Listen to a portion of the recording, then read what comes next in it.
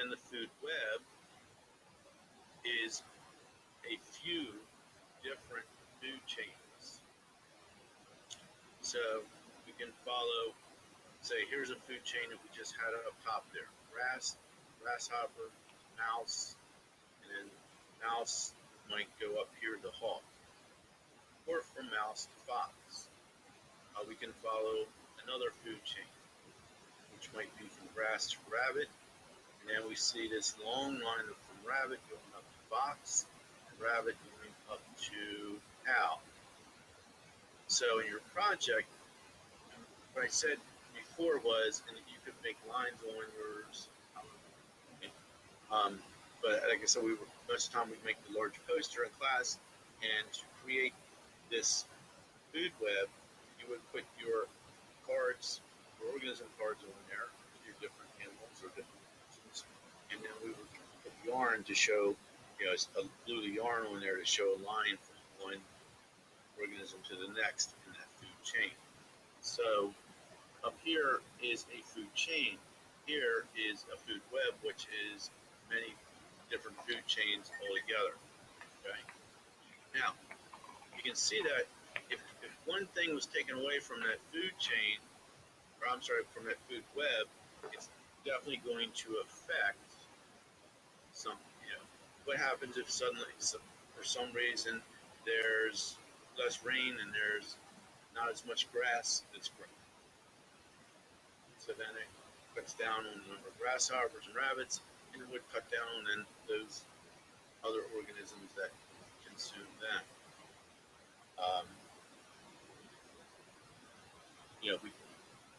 And then we see over on the side is decomposers. So all of them are broken down by the decomposers.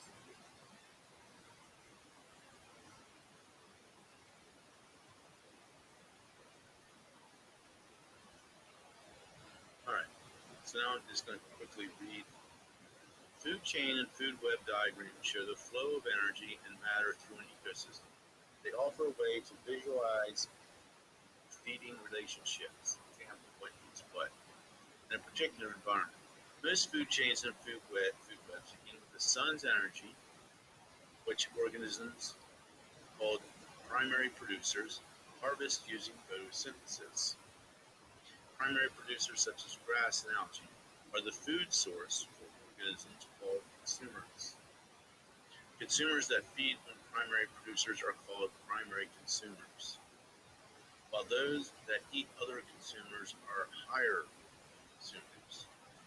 When producers and consumers die, organisms called decomposers get their energy and matter by feeding on their remains. This way, decomposers are like recyclers, returning nutrients to the environment where they can be reused by primary producers. Now, food chains depict the flow of energy and matter in a linear path.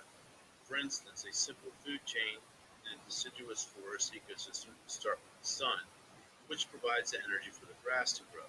Then grasshoppers eat the grass, mice eat the grasshoppers, owls eat the mice, and decomposers recycle all nutrients. However, because most organisms eat more than one type of food and can be eaten by more than one type of predator, food webs may be more accurately represent the complex flow of energy in the ecosystem. So, you can see something like the hawk and owl are animals in that food web that are kind of at the top of the food chain there. Okay, we don't see anything that eats a hawk. We don't see any arrows pointing to something that eats an owl. So they're pretty much at the top of the food chain. The only thing that we see is decomposers. So when a hawk dies, then go ahead, Charlie. So when the hawk dies, what would eat that is a decomposer. All right, so now you don't have to have this in your project, but you do need a paragraph describing how that energy flows. All right, there might have been a what a vulture eats. Would you say, Amelia?